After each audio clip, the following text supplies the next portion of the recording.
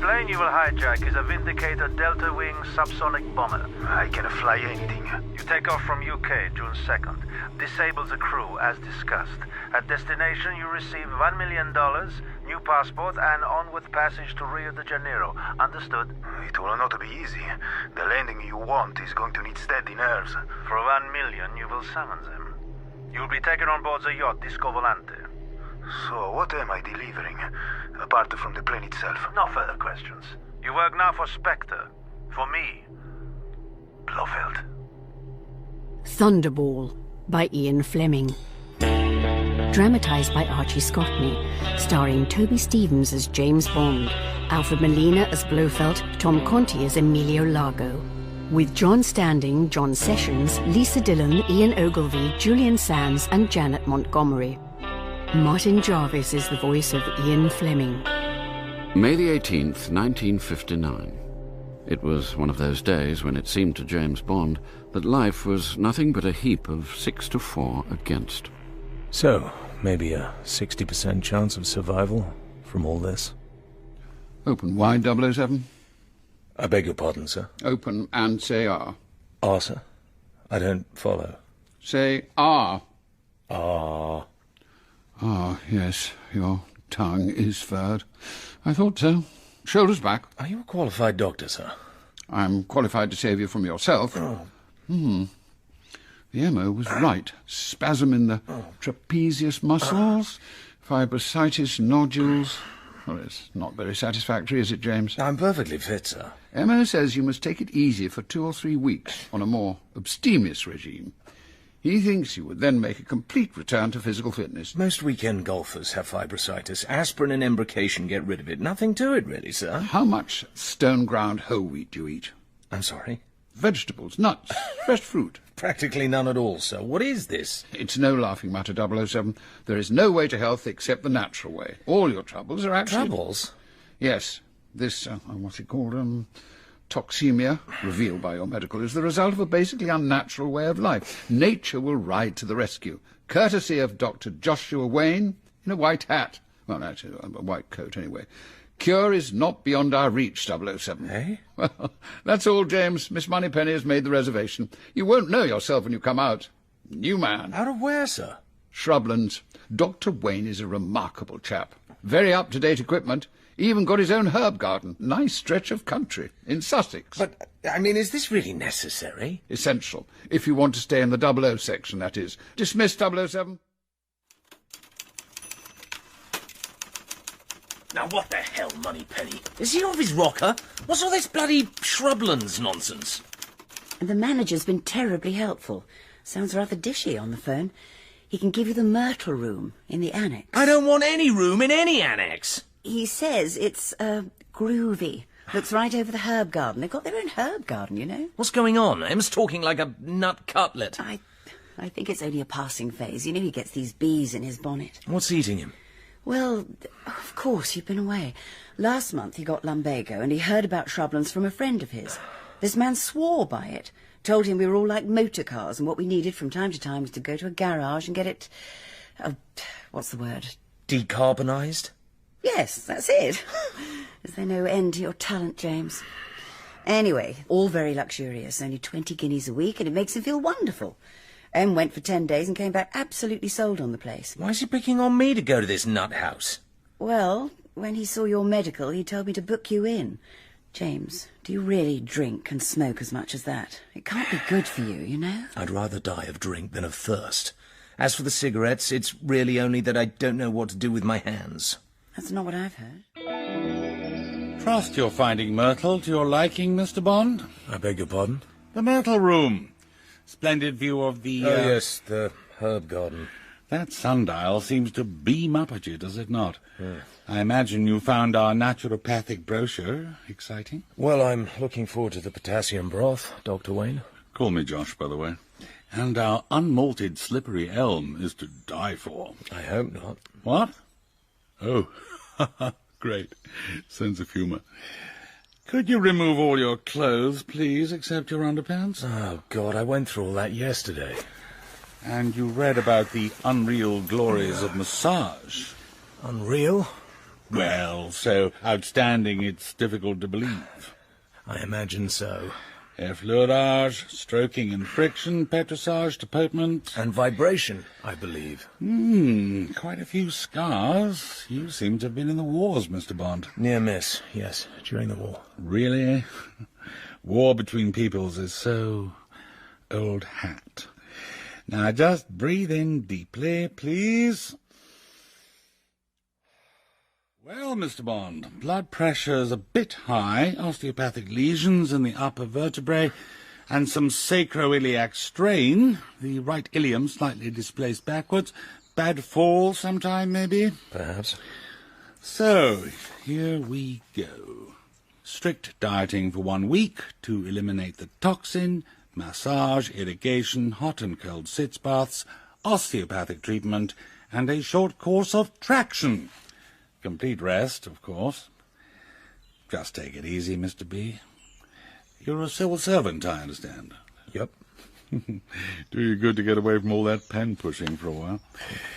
Treatment rooms in half an hour. No harm in starting right away. What's traction, by the way? A medical device for stretching the spine. Very beneficial. Some of my patients call it the rack. You know what comedians folk can be. Oh, yes. Sense of humour, Josh.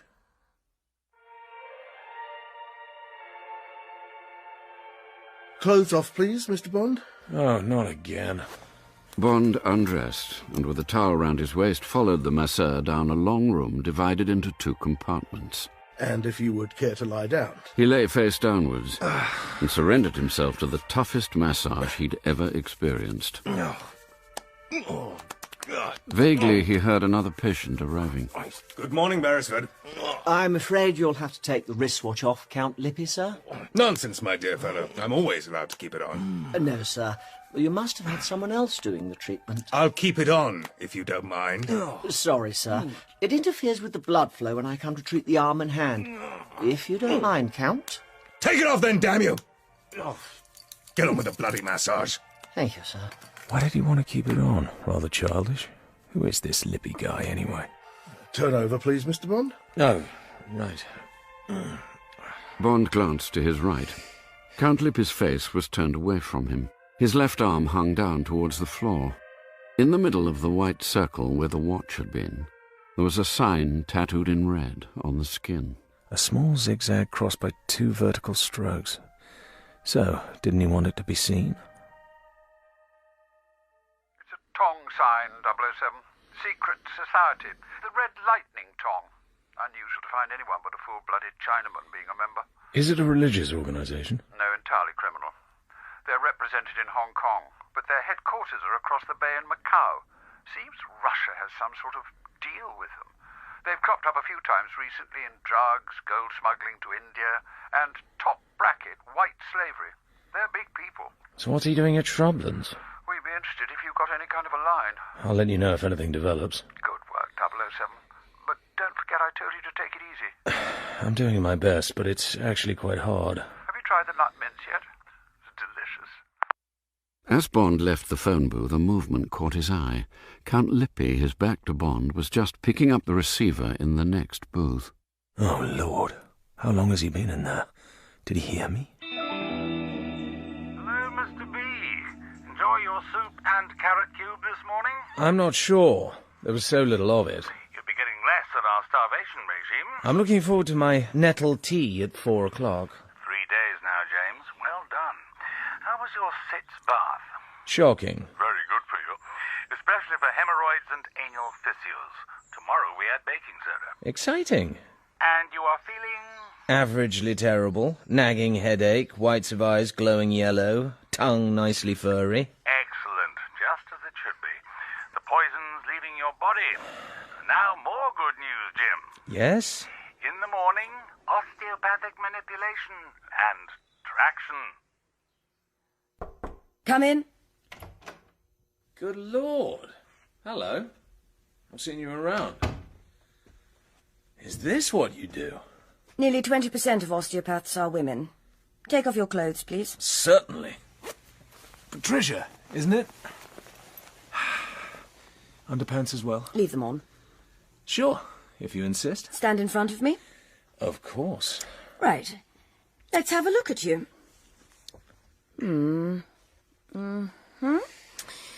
All right. Lie on the couch, face downwards. Relax.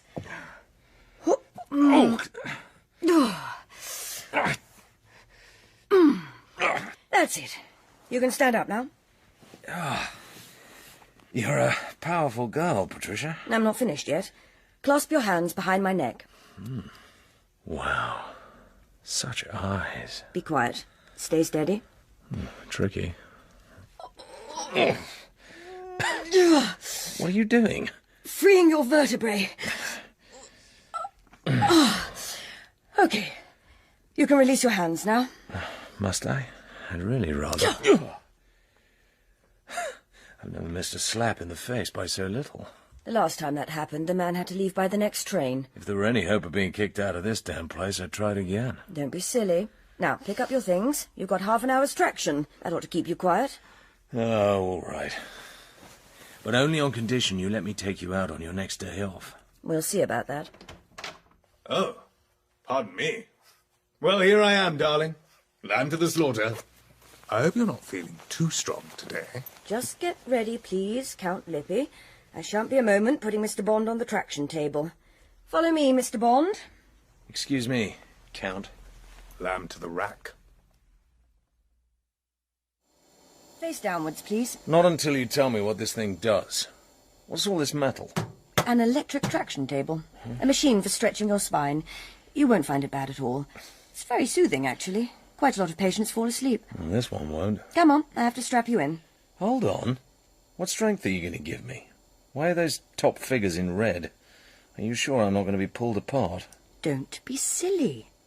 Of course, if there was too much tension, it might be dangerous. I'm starting you at only £90. Oh, really? You can see the dial. In a quarter of an hour, I shall come and see how you're getting on. Probably put you up to 120. On you get. Face down. I've got another patient waiting.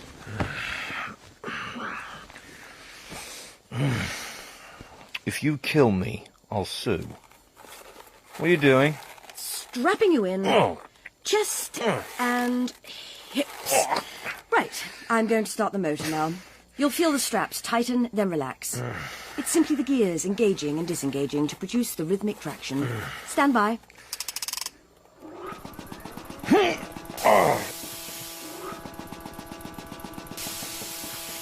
Are you all right? What do you think? Have fun. I'll be back in 15. Oh, well.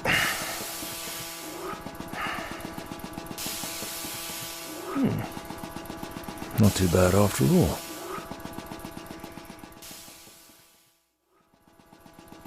How are you doing? Fine. It's actually okay. Told you so. I'm putting you up to 120 now. The girl's hand came into his line of vision as she operated the lever. Only another quarter of an hour. Good. Back soon. Good. What? What's that? A man's hand was reaching out for the lever. What's he doing? Wait. No. No! Stop! Stop! Through a mist of sweat, Bond watched the hand softly release the lever. Just below his eyes, he could see the back of the wrist. Red zigzag tattoo. I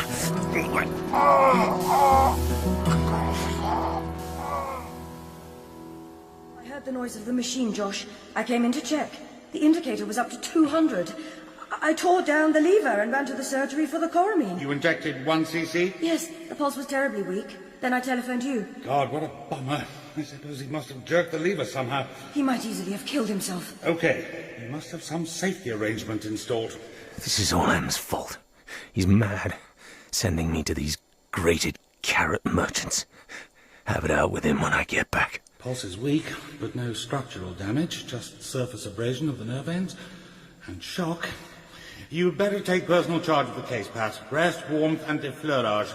We don't want any complaints. Get me? I get you, Doc.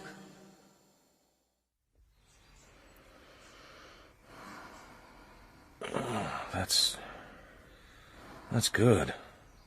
Is this what they call effleurage? I thought you'd come round. How are you feeling? Wonderful.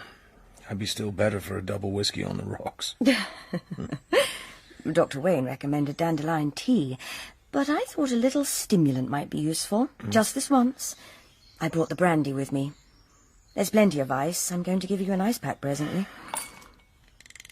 Try to sit up slowly. Here. And now, try and tell me what happened. You gave us all a dreadful fright. Nothing like that has ever occurred before. The traction table's really perfectly safe, you know. Of course. I was just trying to get more comfortable. I suppose I must have knocked the lever. Then I don't remember anymore. Well, another 2 days of treatment and you'll be right as rain. Though Dr. Wayne asks if you could possibly keep all this to yourself. He doesn't want the other patients to get worried. I should think not. I won't say anything. It was my fault anyway. Now, how about some more of that treatment? You really do give great effleurage. Next day, Bond searched the Count's room, while Lippy was down in one of the treatment areas. Nothing here, except shrublands to Amesbury, Wiltshire. Check distance. What does that mean? Who is he? Italian Count? Old Harrovian? Or what? Next morning, Bond lay face down on the massage table, listening. Morning, Beresford. Electric Turkish bath. All ready for me, I hope. Final treatment, 3 more ounces to lose, right? Very good, sir. I'll shut you in and leave you to it. Yes. Go and save your chickpea salad and come back to me in an hour. Thank you. Count Lippy, sir. 20 minutes went by. 25. Right. Now it's only me and Count Lippy. Bond softly opened the door to the electronic bath. Lippy sat incarcerated within the big metal and plastic box, his back to Bond. There was a hole in the top, through which the patient's head emerged. God damn it, Beresford, is that you? Let me out of this thing. Sweating like a pig. I thought you liked it hot, sir. Don't argue, goddammit. Let me out of here. I don't think you quite realise the value of heat in the H-cure, sir. A patient suffering from your condition will find much benefit from the treatment. Don't give me that crap. I tell you, get me out. What should I give him? 200? No. Punishment, not murder. 180 for just retribution. Half an hour of real heat will do you the world of good, sir. Hang on. And if you catch fire, you can sue, my dear Count. Bond! You bastard! All right, £1,000 and we're quits. Nothing that a week in hospital won't cure. 10,000. See you later, irrigator. All right, 50. Bond, help me. Help! Do you hear me? Help! Intriguing. A £50,000 bribe. He must have a very urgent reason for needing freedom of movement. Bond!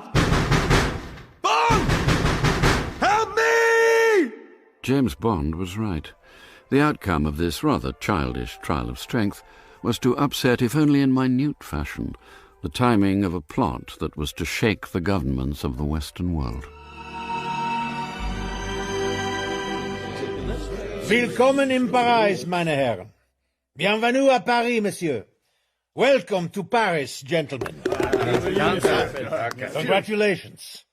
You all possess a clean sheet with Interpol. After a lifetime in major crime, that is your highest qualification as members of the Special Executive for Counterintelligence, Terrorism, Revenge and Extortion. SPECTRE. As you know, I am founder and chairman of this private European enterprise for profit, Ernst Stavro Blofeld. Thank you. To business. Plan Omega. First, Lippy has made a serious error. This so-called Count was instructed to make his headquarters at a certain South of England clinic.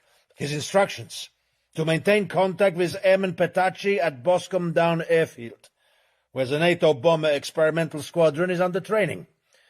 I recruited this Petacci to hijack the plane and its contents and fly it to Area Zeta. Lippy was to report on Petacci's continued willingness. Reports have been satisfactory, But Lippi was also entrusted to post the letter on D+1, 3 days from now. Tell them, Dr. Kalyagin. Spasibo, Herr Blofeld. Members, unfortunately, this foolish man became embroiled with a fellow patient at the clinic. Result, he is now in Brighton Hospital suffering from second-degree burns. Absurd! Out of action for a week. This involves a delay in our precious Plan Omega. I have now provided Airman Patachi with a vial of influenza virus. He will take the vital test flight after his recovery. Lippi will then post the letter according to plan. Spasibo, Doctor. You should all know that Lippi will be eliminated within 24 hours of the posting of the letter. Questions? Ja, Herr Blofeld. Yes, Professor Dietl. Herr Blofeld, has our esteemed Signor Emilio Lago established his cover as Supreme Commander in Area Zeta? He has. The treasure-hunting myth has gained full credence. The crew of yacht Disco Volante are hand-picked. Remind us, Professor. Ja, sicherlich. We would seem to be financial backers of this treasure hunt. Investors who have demanded to take part in the adventure. We are rich businessmen who might be expected to be taken in by such a scheme. And you, of course, Professor, our valued physicist, also takes a role of metallurgist, our coin expert. Your numismatist, Blofeld. I stand corrected. And you are all there to watch over your investment and ensure that not one doubloon goes astray. You have studied your respective roles? Yeah. Arrangements for the disposal of the ransom bullion are in place, and conversion to use Swiss francs and dollars. Satisfactory? Satisfactory? Remember, neither the first nor second bomb will be rendered safe until the ransom rests in the Swiss banks. Other questions? No. I am satisfied. I shall remain at headquarters to watch over reactions to the letter.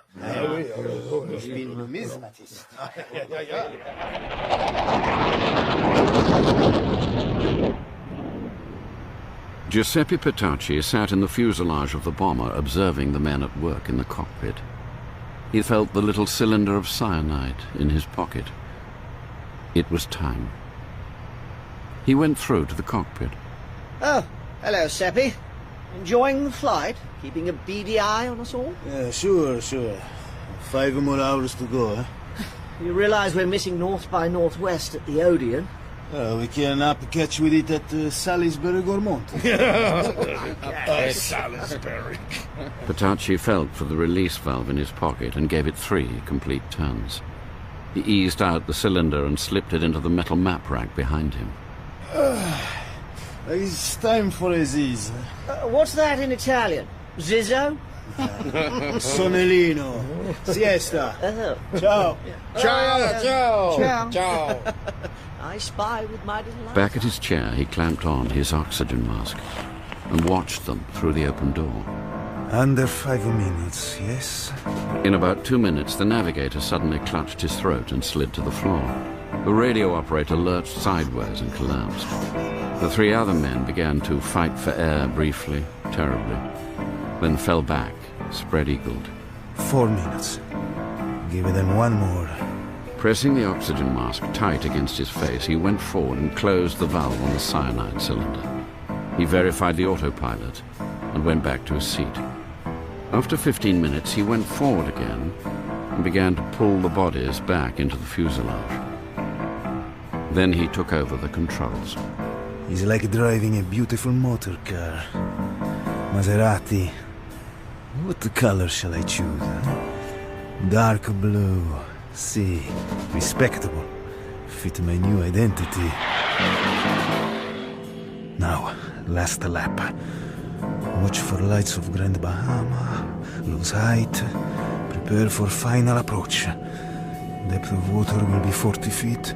Watch out for flashing red beacon. Yes, inch nose down. Any moment now.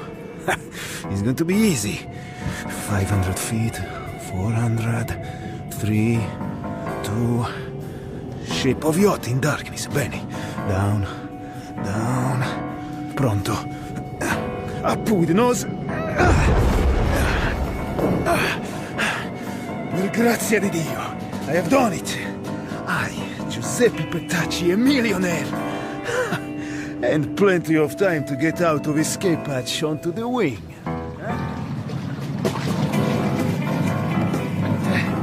Good evening. Buonasera, my friends. Good evening. One plane, delivered in good condition, a little wet. Please sign here. Va bene.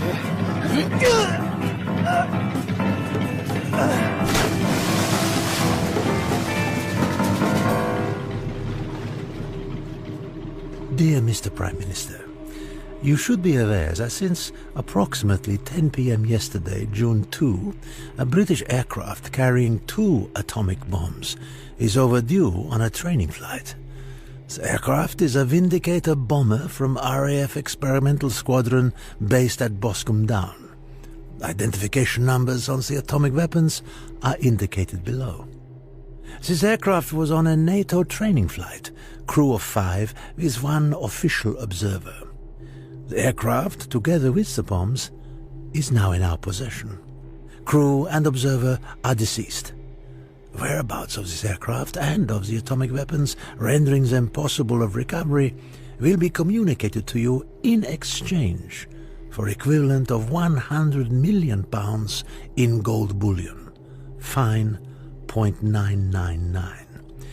Instructions for the delivery of gold are contained in the attached memorandum. Failure to accept these conditions within 7 days will have the following consequences.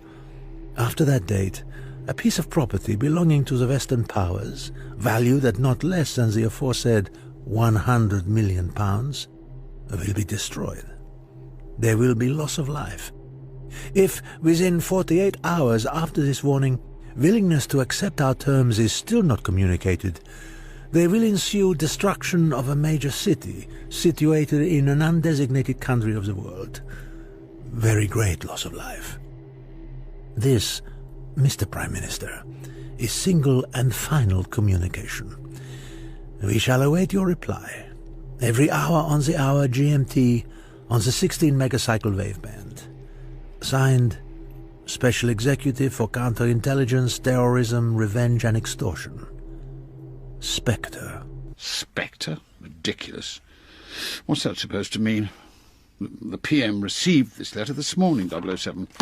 Addressed to him by name at 10 Downing Street, postmarked Brighton, 8:30 a.m. on June the 3rd. Now, what do you think? I think it stands up, sir. If this plane and the weapons really are missing, I think they mean it. So does the War Cabinet. And so do I. Oh, by the way, I've asked Q to join us. He's cleared on this. Yes, the plane with the atomic bombs is missing. The stock numbers on the bombs are correct. What is there to go on, sir? Practically speaking, nothing. Nobody's ever heard of these SPECTRE people. But we know there's some kind of independent unit working in Europe. All details are correct. The Vindicator was on a flight out into the Atlantic. RAF crew of 5 and an official NATO observer, an Italian called Giuseppe Petacci, squadron leader in the Italian Air Force. Over there checking on his background now. Top NATO pilots have been coming over here to get used to the planes and the bomb release routines. The aircraft just vanished in the transatlantic air traffic. Didn't distant early warning pick it up? Well, there's evidence, unconfirmed, that a plane peeled off the inward route to Idlewild and turned south. But it could be almost anywhere by now. It would need special runways. It must have come down somewhere. You can't hide a plane of that size. Exactly. Apologies, Em. Ah, come in, Q. Just putting 007 in the picture. Sit down. Sorry I'm late. I have further info on the bomb. Just a second, Q. The plane could be crash-landed in the sea, 007, in shallow water. Wouldn't that explode the bombs? Well, no, actually, 007. Forgive me, Em. But they're absolutely safe until they're armed. Even a direct drop would only explode the TNT trigger to the thing, not the plutonium. How are these SPECTRE people going to explode them, then? Apologies again, sir, but I expect you know, 007, that an atomic bomb looks just like any other bomb. Does it? Oh, yes. The nose is full of ordinary TNT, with the plutonium in the tail. So these people would have to actually drop the bomb to set it off? Ah, no. They would need a man with good physics knowledge. Lucky I'm not on their side, and all he'd have to do would be to unscrew the nose cone, the ordinary detonator, and fix on some kind of time fuse. You see, a nuclear bomb is not very bulky. You could put it in the back of a big car, for instance, and leave it parked with the time fuse switched on. Get out of range, say 100 miles away, and that would be that. Yes, all right, Q. Listen, this is the first blackmail case. Unless SPECTRE is stopped, every criminal scientist with a chemistry set will be doing it. So, nothing for it but to pay up. Operation Thunderball, the PM's calling it. God knows why. Mushroom cloud, sir. Nuclear explosion effect. Nagasaki and so on, sometimes known as a thunderball. PM knows what he's talking about. Oh, really? Anyway, money's no object.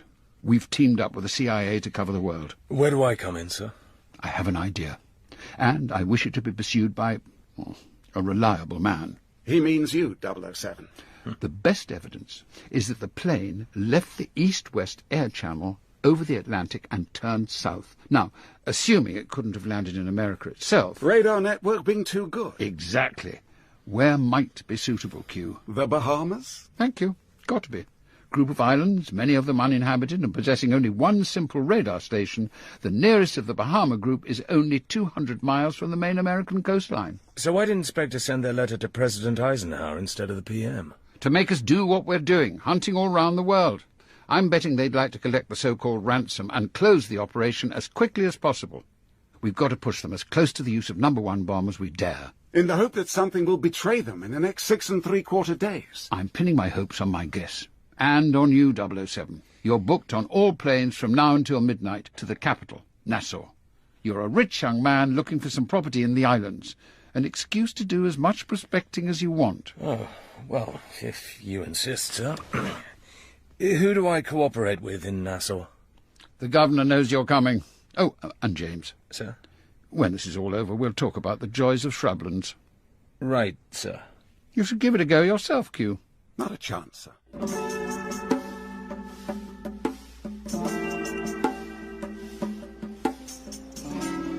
Thunderball? That's pretty worrying. But, you know, it's inconceivable, Commander Bond, that a large 4-engine plane could have been hidden anywhere within the confines of the colony. The only airstrip capable of taking such a plane is here in Nassau. So far as a landing on the sea is concerned, what do you call it? A ditching, Sir John. Ah, yes, ditching, good.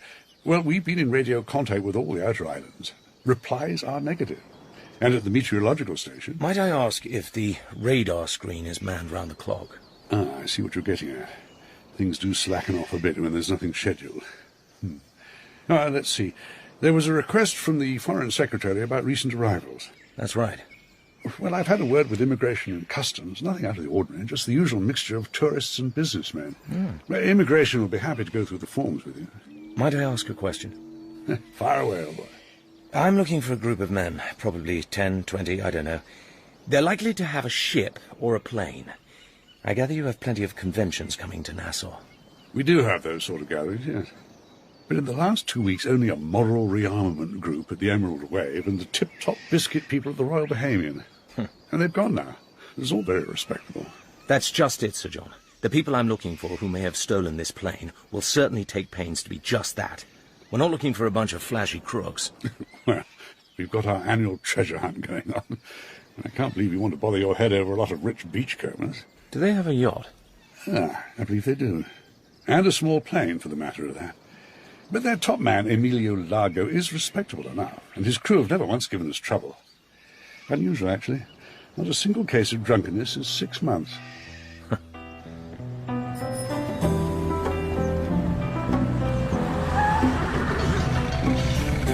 An hour later, James Bond was following an attractive girl through striped sunblinds into the blessed cool of a store.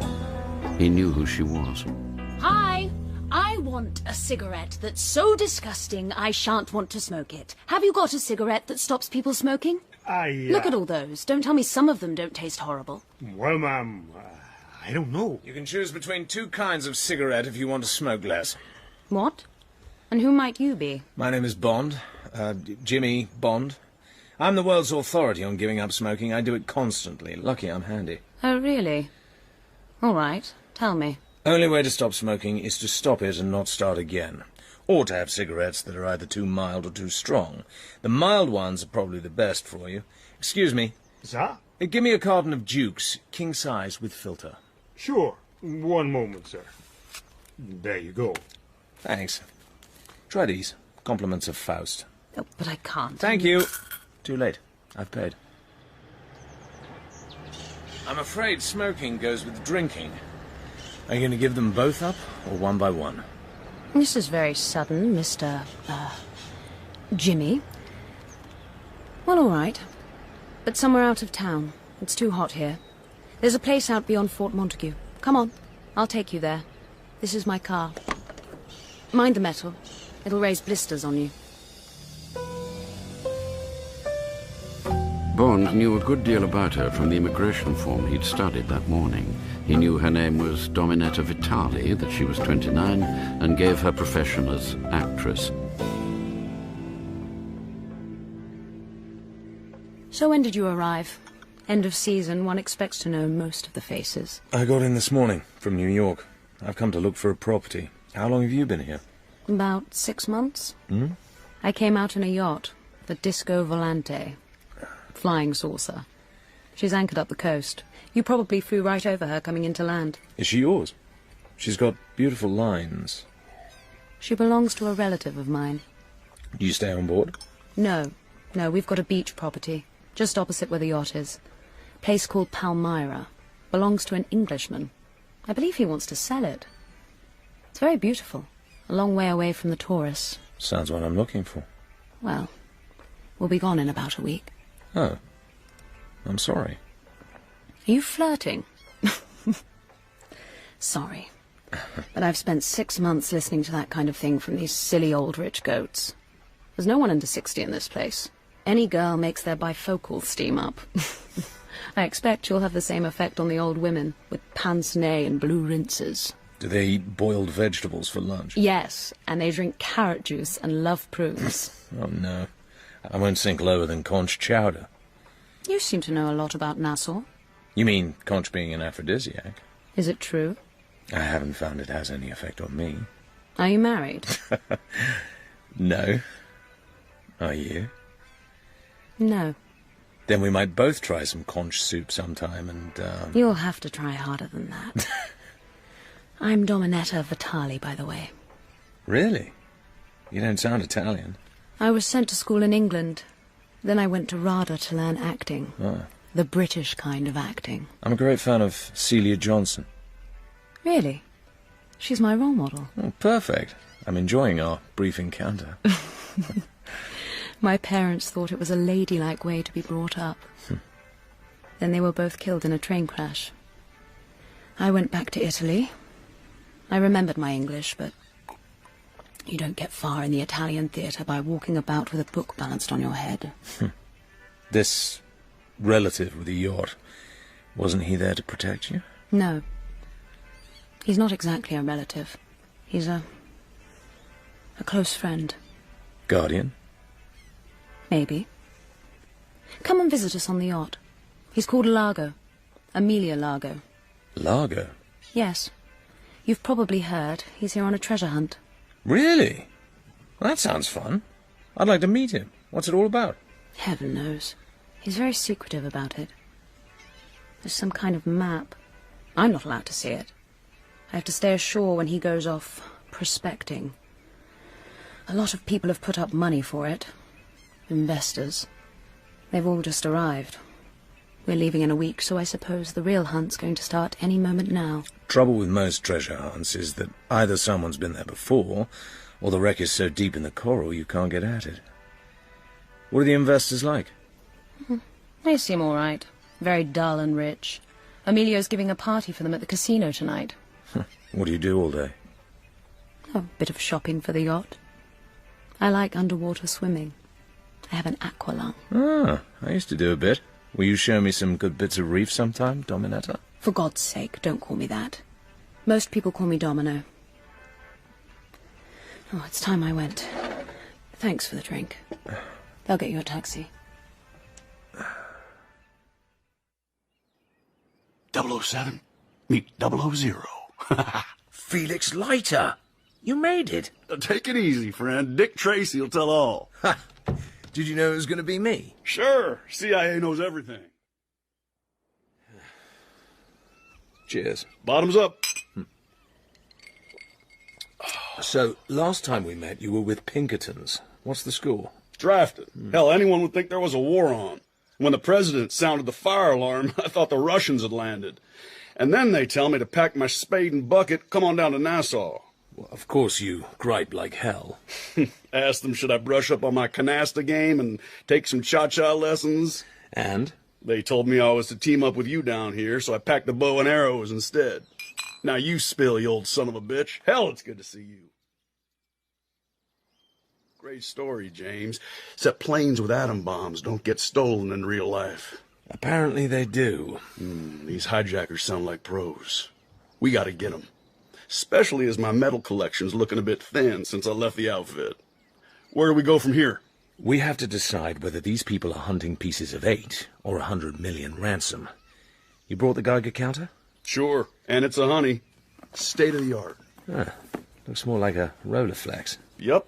And this looks like... A Rolex? Cute, huh? Camera over shoulder, watch on wrist.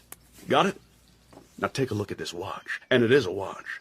Only difference is that the sweep second hand is a meter that takes the radioactive count.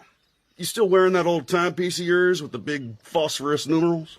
Of course. So I come close up to you with my camera. Go on, put your watch up against the counter. See? The sweep hand here is getting all excited. Move your watch away, it loses interest. It's those phosphorus numerals of yours. And no giveaway clicking sound. James, if we get near where those atomic bombs are hidden, this damn sweep hand will go right off the dial. Okay, so let's go hire ourselves a 6-penny sick, pay a call on the Ocean Greyhound. A 6-penny sick? It's a launch, dummy. No such thing as a free one. Yeah.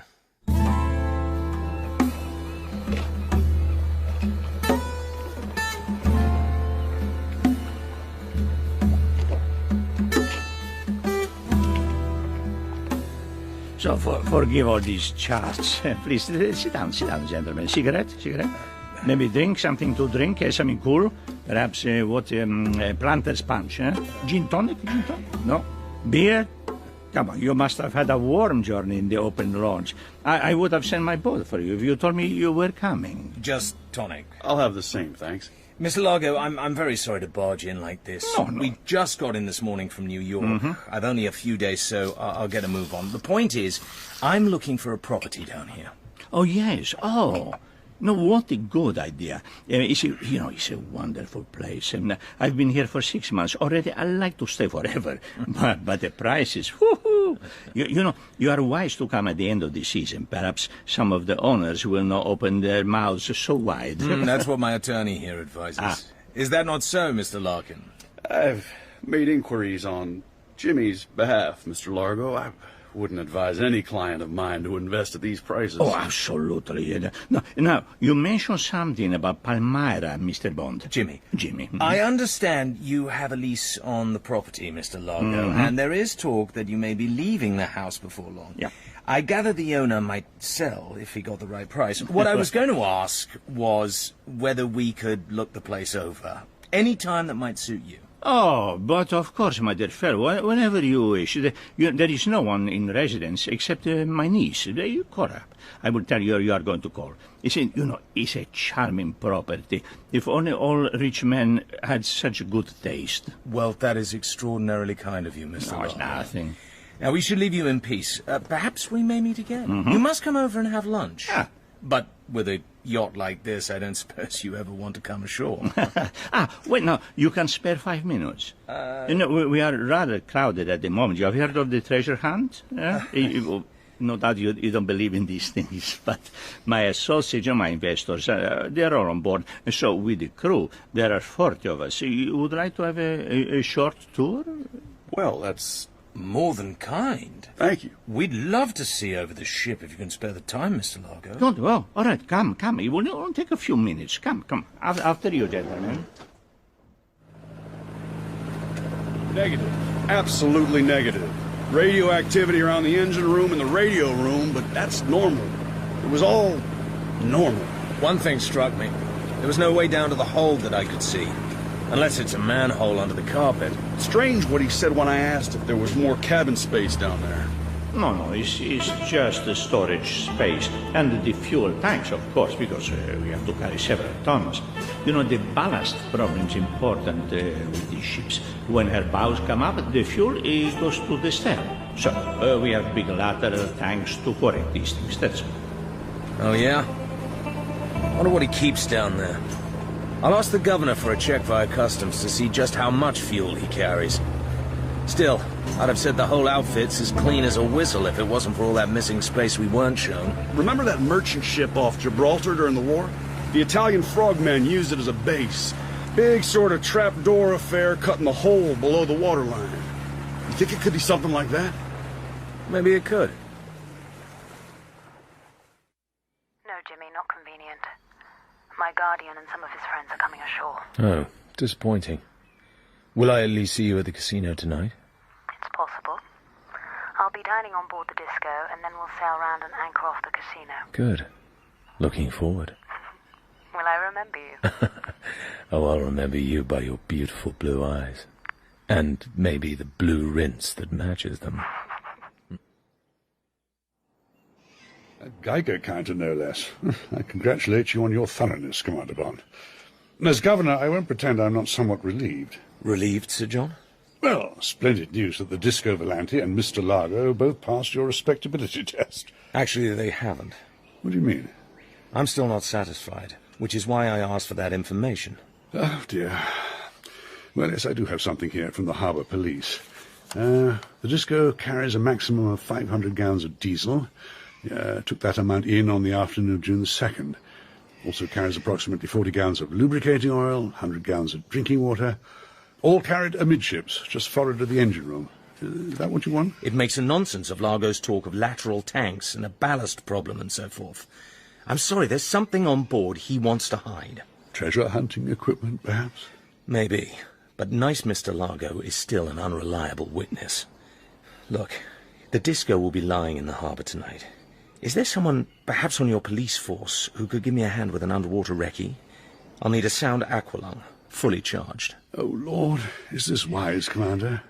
These people seem to be good citizens, and they're certainly good spenders. Largo's very popular with everyone. Any kind of scandal, particularly if the police was involved, would create one hell of a stink in the colony. To say nothing of the laws of trespass. I'm sorry, Sir John, but I've got a job to do. Surely the Foreign Secretary's instructions are sufficient authority. Or I could get specific orders from the Prime Minister, if you feel that's necessary. Now, no need to use the big guns, Commander. I was just giving you the local reaction. I'll have a man assigned to you from the Harbour Salvage Unit, probably Constable Santos. Splendid chap, used to win all the swimming prizes. He'll have the gear you want. Now, just give me the details.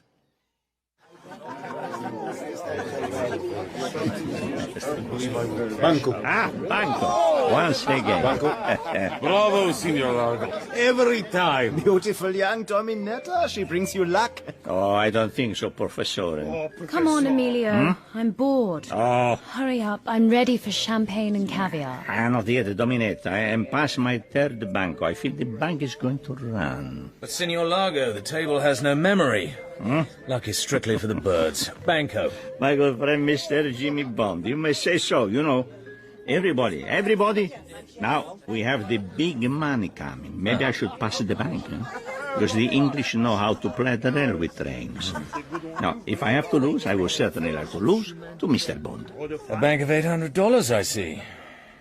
So, card for you, for me, and one more for each. A 9. 9 of diamonds. Always a good start. So good, I will face up my second card. A glorious 10. You certainly make me try. I lost by a pip. It's the cruelest way to lose, you know. What did I say? The English can pull whatever they like out of the shoe. So it seems can the Italians. We should go into partnership. All right, yes. So we try once again, yes? You put in what you have won. I will bank on that in partnership with Professor Dietl on your right. He's one of my investors, yes? Dietl, yes? Oh ja, ich bin sehr glücklich darüber. Yes, whatever you say, that's right. Mr. Bond, you win again. I'm sorry. Once more by 1 point.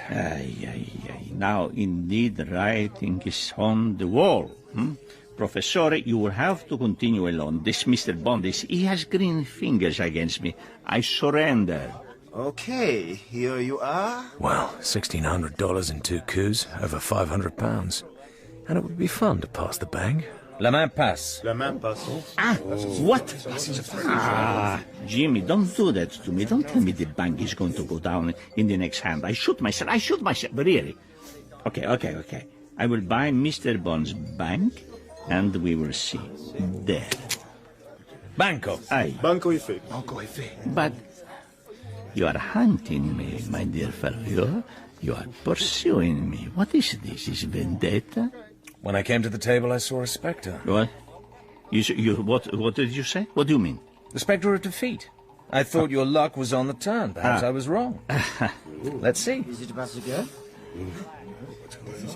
So, my friend wishes to put the evil eye upon my cards. Well, we have a way to deal with that where I come from. You see? Fist and fingers make a snake like this. That certainly put a hex on me. But what did it do to the cards? Come on, your spectre against my spectre. All right, my friend, we are wrestling.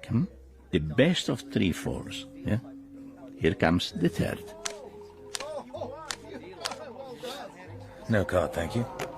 Cha! So, draw or not draw? All right. I draw. 9, porca miseria. Sorry, senor. You should have killed the evil eye in the pack, not in me. Well, shake hands, Jimmy. Now I must wait for the shoe to come round again. I have a hard evening work ahead of me. Darling, I don't think you know Mr. Bond, except on the telephone. He has taken all my winnings. Perhaps he can squire you. How do you do? Didn't we meet at the tobacconist's this morning? Yes, it's possible. I have such a bad memory for faces. Emilio, perhaps if I take this Mr. Bond away, your luck will turn again. Maybe. See you later, my dear fellow. Thanks for the game. I'll order champagne and caviar for 3. My spectre also deserves his reward. You may not fare so well in Dominator's hands as you did in mine.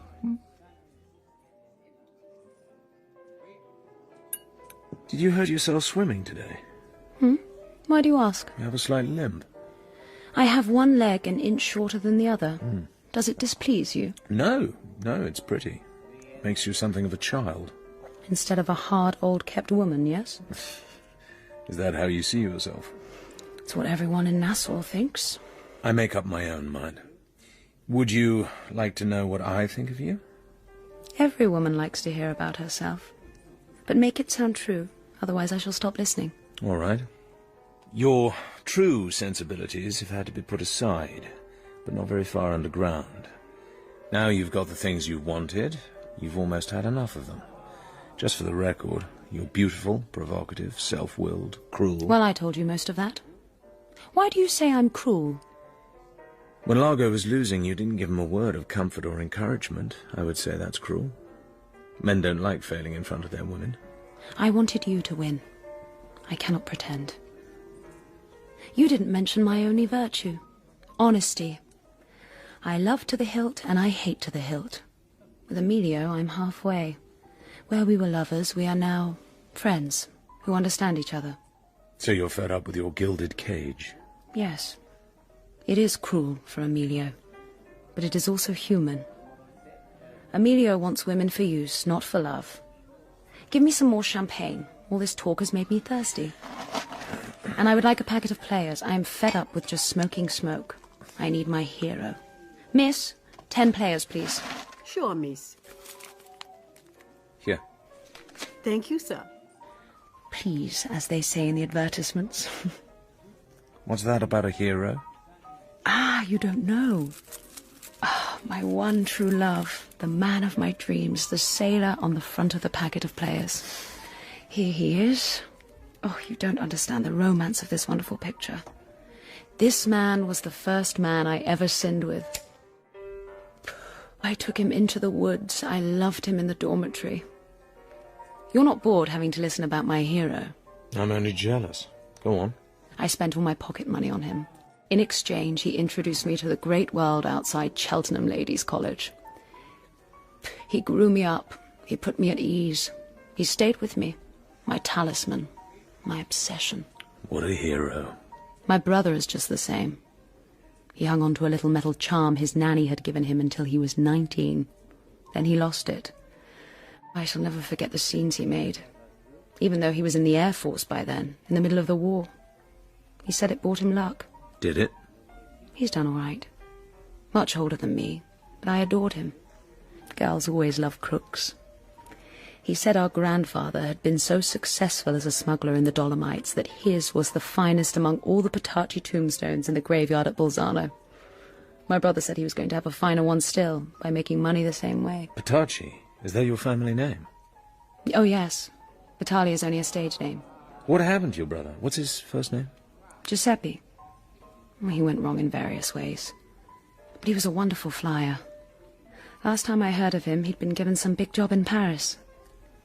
I pray for him every night. I love him. You understand that? Yes, I understand that.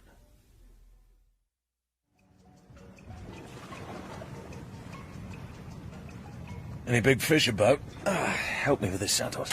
Usual habitats, sir. Some barracuda, perhaps, maybe a shark. But he's lazy and overfed with refuse from the drains. He won't trouble you, unless you're bleeding, that is. Water looks clear. Yeah, you're okay with this moon and lights from Disco Volante to guide you. You got enough air in the cylinder for 1 hour. It'll take you 12, 15 minutes, that's all. Thanks. See you soon. Here goes.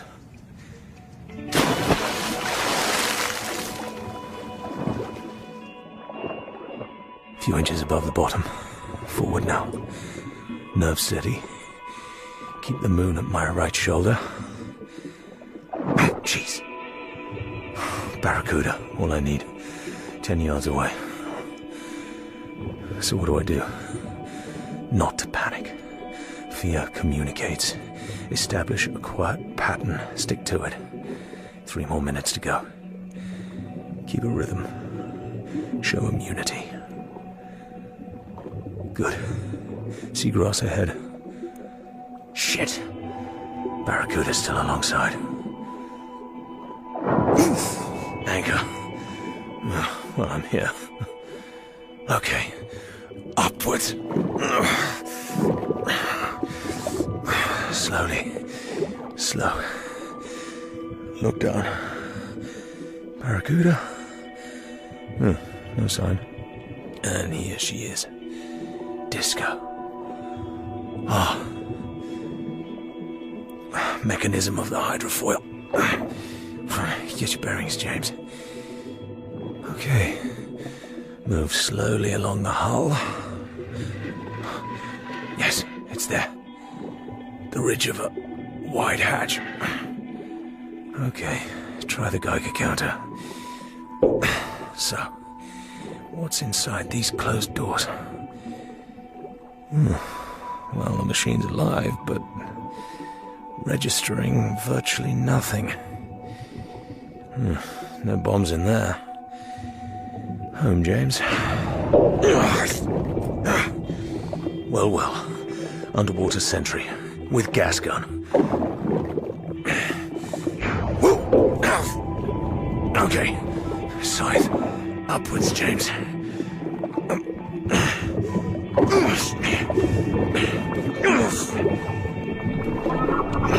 Get away.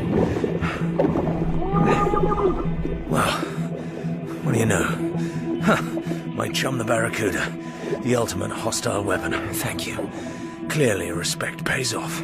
So, swim through the blood patch and away.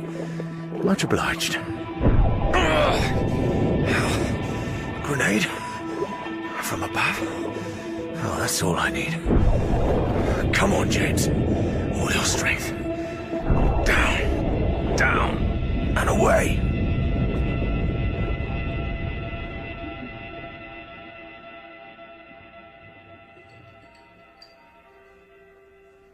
I was sculling around the casino taking a good look. Saw this little egg-headed guy. He was having fun at your gaming table, James. I knew I'd seen him before somewhere. Found out from reception he's Professor Hans Dietl, Swiss passport, one of Largo's group from the yacht. Okay, remember a fella called Kutze, East German physicist? Came over to the West 5 years ago and sang all he knew. Went to ground in Switzerland. Well, same guy, Kutze. So what's a top physicist doing on board the Disco? Tell you another thing, my friend. We might just have the Manta on our side. Manta? U.S. Navy, our latest atomic submarine. Not so crazy as it sounds. Manta happens to be here on some sort of a training cruise. Looking for fun.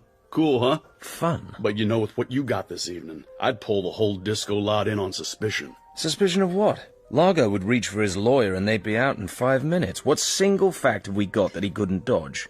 His treasure hunting cover is perfect, explains everything. So what then? Limp at mine?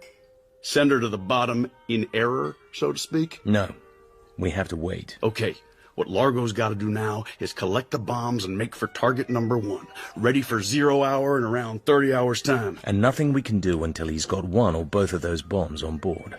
Or we catch him at their hiding place, which can't be far away. Nor can the missing plane. So tomorrow we rent a Cessna seaplane and go hunting. You can see anything big through that water, down to 50 feet. The Vindicator would have been spotted on any of the air routes. They'd have ditched somewhere well out of the way. Deep-sea fishing craft are out. Hey, look at her. Sunbathing on the roof of the cabin cruiser. Hey, baby, wave back! Oh, cover up. Too late!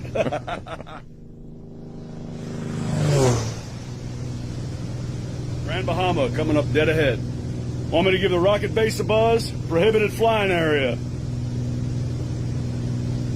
That's it. See the yellow balloons? Warning.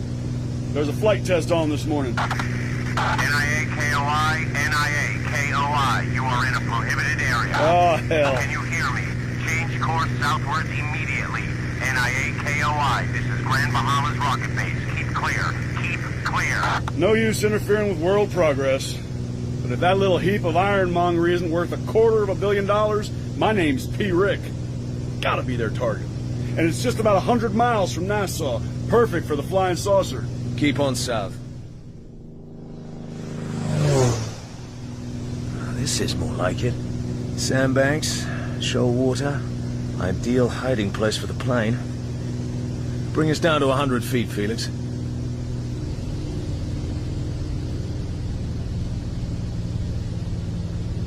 God, the water's clear. Oh. Look at those sharks. Just circling. Nothing down there. 11:30. What's next, Detective? Hang on. Just go back once more, Felix. Over the shoals. There's something... We've only got fuel for another 2 hours. It's those sharks back there. 40 feet of water. Circling on the surface. What are they doing above that particular patch? Yes. 2 on the surface.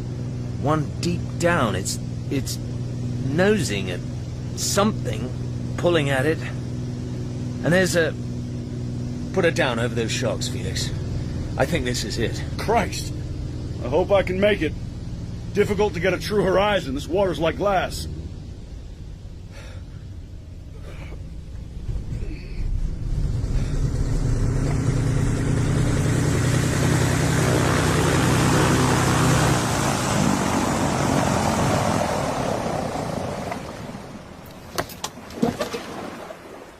Yes. Ridiculous. Those rocks on the bottom are crap. They're painted patches. So are the areas of sand. Camouflage. That third shark's onto something. That's it, all right. Big tarpaulin over her. Well, I'll be goddamn, boy, oh boy. We found the goddamn plane. What do you know? I suppose I'd better get on down, then. Just one thing, Jacques Cousteau. What about our new best friends? Good thinking. Kill one and the others will go for the corpse.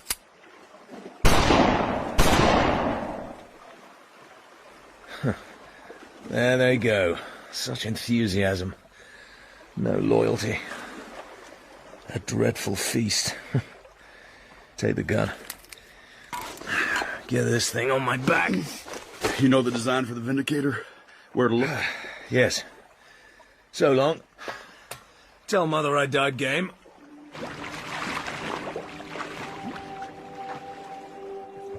Bond swam down through the brilliant water. Swarms of fish parted grudgingly to make room. Oh, thanks. He touched down and slipped under the edge of the tarpaulin. So, what do we have? His torch glittered on the underside of a polished wing. He knelt down. Identification disc.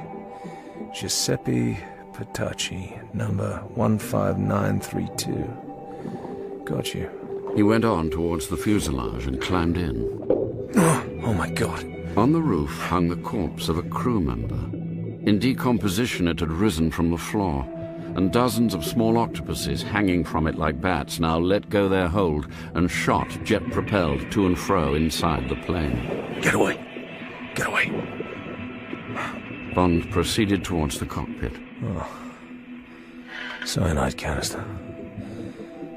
Count the corpses. 5. Open the hatch to the bomb bay. Bombs have gone. Well, that's it. Escape hatch. And out. And up to the surface. There's the disco, lying off Palmyra, back where she was yesterday. No movement on board. We have to know when those bombs go on board the yacht. I have an idea for that.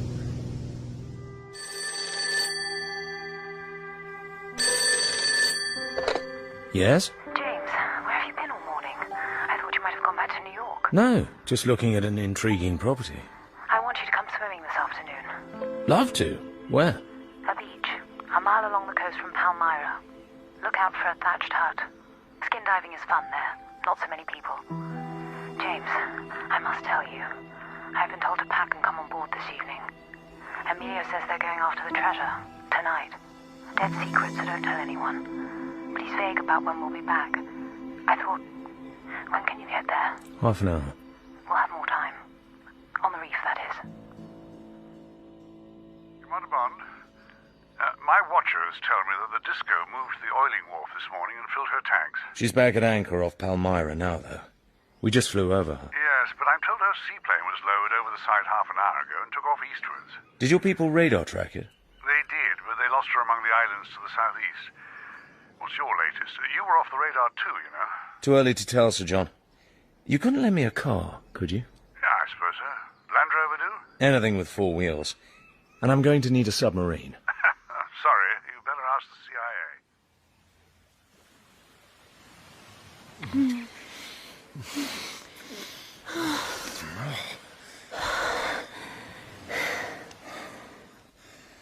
I'm sorry, I shouldn't have done that. You sound like a girl who's had it for the first time. Now you're frightened. Domino, I must talk to you. James, what's the matter? Is anything wrong? You're going to hurt me. Is it that you two are going away? Be quick. Do it cleanly and I won't cry. It's about your brother. What? What is it? This is his. I found it today. You found it? I don't understand. Is he dead? What happened to him? It involves your friend Largo. It's a very great conspiracy. I am actually here to find out things for my government. People will die unless you help to prevent it. Is this why you made love to me? To make me do what you want? And now you blackmail me with the death of my brother. I hate you. I hate you. I hate you. Your brother was killed on Largo's orders. What? I actually came here to tell you that, but then I should have had the strength to stop it. I didn't. I wanted to put off hurting you. That's my only excuse. Please listen to what I have to tell you. So you see, those weapons are hidden somewhere. There is nothing we can do until they are actually on board the Disco. As long as the bombs are still lost to us, the threat is still there. You see that? Yes, I understand. So what's to be done? We have to know when those bombs are brought on board. That's all that matters. And how will you know? You must tell us. I'll help you. Hey, James, CIA have obliged with the Manta, courtesy of the U.S. Navy Department. She's been desperate for some action. Now she's got it. But she's standing by to give chase if the Disco takes off with bombs on board. Dock in at the Prince George Wharf. Domino knows the whole story. She has the Geiger counter. If the bombs come aboard the yacht, she'll signal to our guys on watch. Perfect. Quite a story, guys. Hell, I have to carry these missiles around. Command of a nuclear sub doesn't mean I'm not terrified by the whole business. So what are we to do? As I see it, Captain Clark, Largo will be coming back any minute now in his plane after picking up the bombs from wherever he's hidden them. So this girl will give us a tip-off, right? Then we close in and arrest his ship, or blow it out of the water. Right. Supposing he hasn't got the bombs, what then? We follow him, Captain. Sit close on his tail until the time limit is up. That's about 24 hours from now. Then we can hand the whole Thunderball problem back to our governments. By which time some little man in a speedboat leaves one of the bombs off the coast of America, and Miami goes up in flames. Or there's a big bang somewhere else in the world. Captain, we're damn sure Largo's our man. He'll be sailing for his target in no time at all. Dollars to donuts, he'll be placing that bomb at night. He'll deploy his underwater team, of course. Tonight's the last night he's got. Urgent information for Commander Bond, sir, from the governor. Go ahead. The Disco seaplane returned at 17:30 hours, Commander. It was hoisted on board. Disco sailed at 17:55, course northwest. The girl did not reappear on deck after boarding. Thanks. Tell him the Manta will endeavor to shadow via the Northwest Providence Channel. Yes, sir. Thank you, sir. Well, gentlemen, that's that. You want your own underwater team? I'll get you 10 volunteers from right here on board. Let's go, guys. Take down all lines. Due north, 10 knots. Crazy gamble, of course. You bet. But if the bombs are on board, if the Disco veers north for the missile station, then by racing up the Northwest Channel, we might intercept her in time. Yes, but why didn't Domino make her signal? What happened to her? Emergency? What do you mean? Blofeld, half an hour ago, I found a Vitali in the well deck with a camera. She was pretending to take a photograph of Palmyra with the safety cap on the lens. Political hurler. Cholera. You examined the camera? Fake. It was considered Geiger counter. Naturally registered over 500. But she refused to talk. Don't worry. I shall persuade her. Heat and ice is very effective. We are now sailing towards the target. I rendered her unconscious. I roped her securely to her bunk. This is nothing, Largo. The whole world is full of Geiger counters looking for us. I agree. Nassau police probably ordered a radiation search of all the ships in the harbor. Maybe she was bribed to bring the counter on board. Largo, place the atomic weapon. There will be nothing to fear. Operation will proceed. Within 24 hours, our labors will have been completed, and the great prize will be within our grasp. Oh, one more thing. When you are well away from target area, you will dispose of the lead casing of the weapon. It will contain Miss Vitali. Miss Vitali.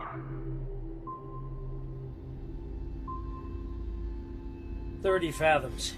Now we got a clear course all the way, making good speed. Be off Grand Bahama about an hour before first light. Nothing can happen until it's certain the Disco is in the target area." Forgive me, Captain. Were you thinking we'd try and go alongside and board her, or just blow her out of the water? Well, I was kind of leaving all that to you fellers. Navy Department says I'm under your orders. I'm just the chauffeur. Tell me what you have in mind. Glad to go along with it, so long as it doesn't endanger my ship. Too much, that is. It seems to me that if the Disco is going to lay that bomb as close to the rocket base as she can, she'll heave to and anchor about a mile offshore in about 10 fathoms. Then get the bomb another half mile or so closer to the target, lay it in 12 feet of water, switch on the time mechanism, and get the hell out of it.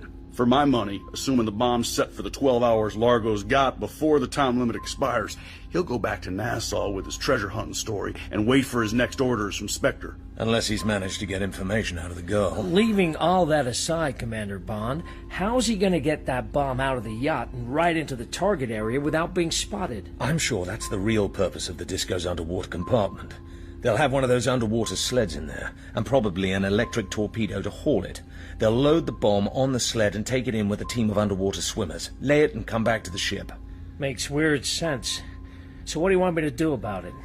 There's only one moment to nail these people. If we show our hand too soon, the disco can get the hell away and dump the bombs in 100 fathoms. The only time to get them, and the bomb, the first bomb anyway, is when the team has left the ship and is on its way to the laying point. We've got to get their underwater team with our underwater team. We have the finest swimmers in the nuclear flotilla. I don't suppose you have rubber suits on board? Have to. We're not always sailing among the palm trees. We'll need them. By the way, the enemy's got CO2 guns, range about 20 feet. But they're slow things to reload. You were right, gentlemen. About 5 miles ahead and 2 points to starboard. She's doing around 30 knots, and she's showing no lights. Care to have a look through the scope? No moon yet, but you'll see the white blur when your eyes get used to the dark. What's her course? Same as ours, western end of Grand Bahama.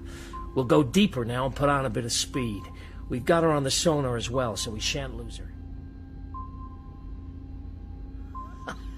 By God, it's working out. They hove to just about 10 minutes ago. Sonar keeps on picking up underwater noises. What you bet they're getting things mobilized in that compartment of theirs? So, okay. I guess you and the boys had better get going. Hey, this is fun. Bond shot upwards in a blast of compressed air. Disco blacked out, less than a mile away.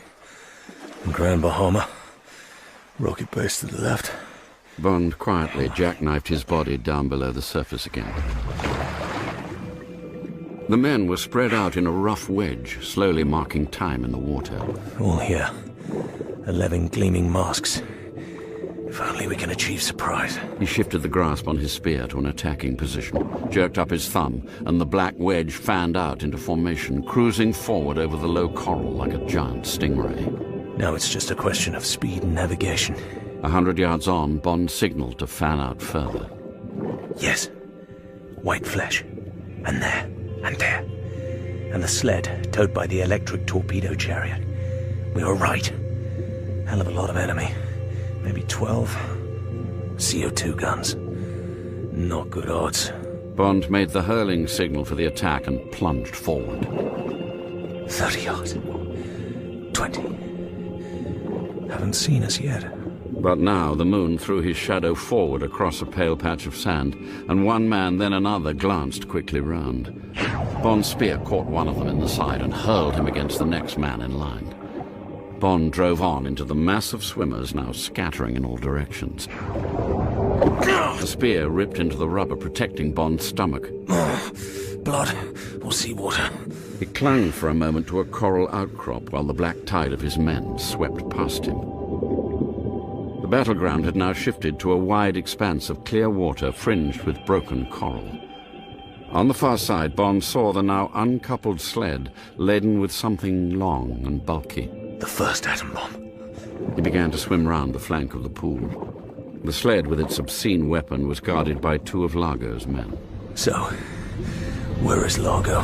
Then, with frightening suddenness, out of the mists to Bond's right, the gleaming electric chariot shot back into the arena. Largo himself sat astride it in the saddle. The 2 guards dropped their guns and held out the coupling of the sled. Largo slowed down, and one man caught the rudder and wrestled to pull the chariot backwards towards the couplings. I know what they're doing. Now they've been rumbled, they're going to get out. Largo is going to take the bomb back through the reef and drop it in deep water or bury it.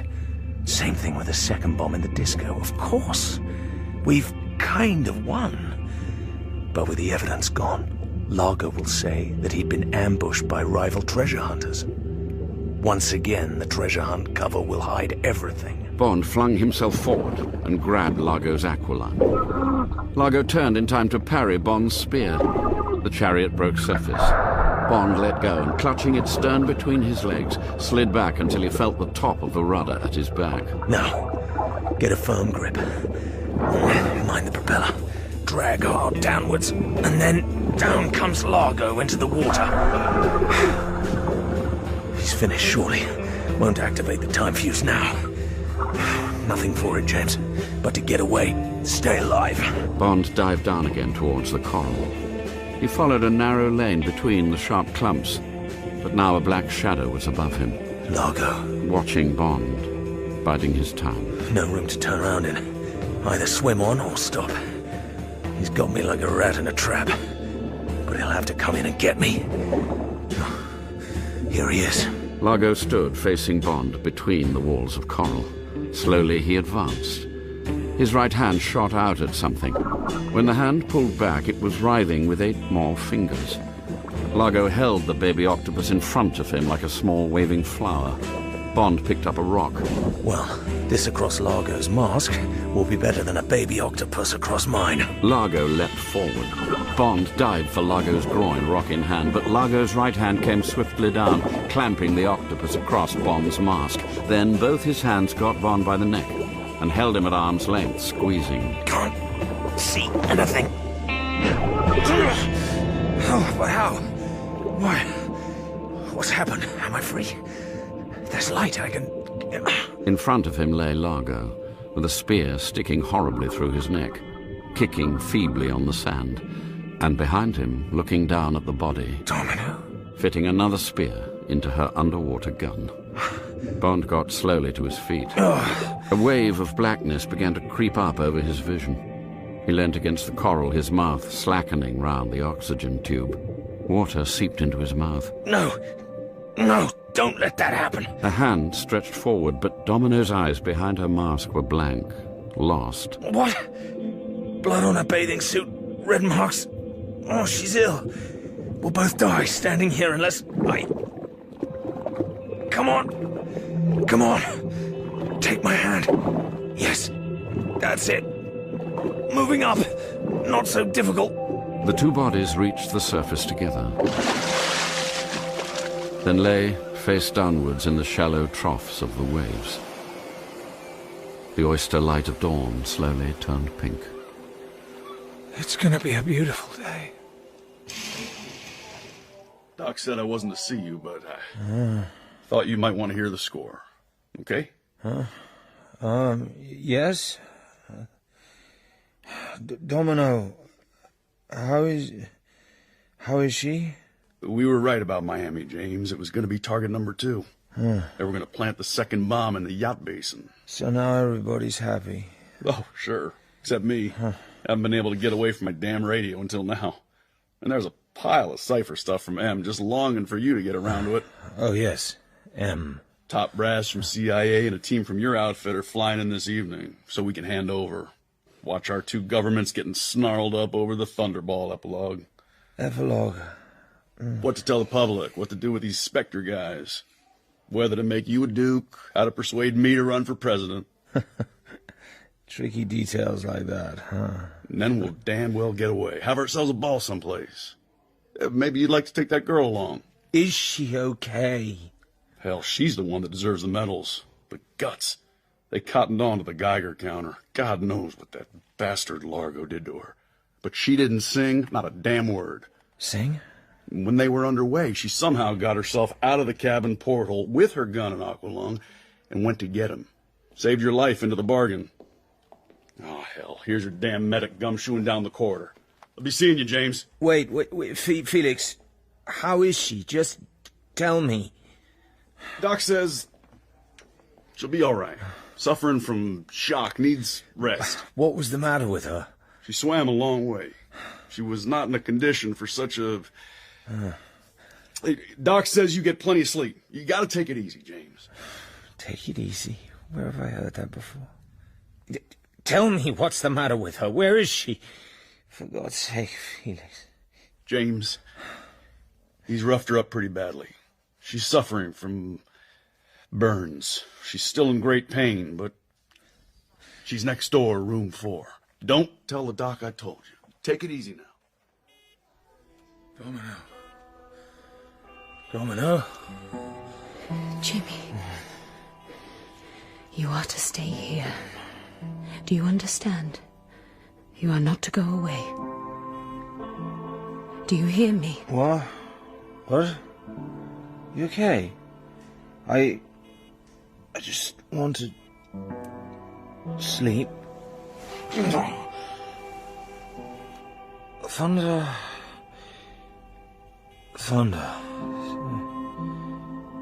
Sleep. You okay? Yes. I'm okay. You sleep now. Jimmy. Sleep. Good work, 007. Take it easy. You must take it easy for 2 or 3 weeks. I'm doing my best, but it's actually quite hard. Have you tried the nut mince yet? It's delicious. Oh, and James. Sir? When this is all over, we'll talk about the joys of shrublands. Right, sir. You won't know yourself when you come out. That's all, James.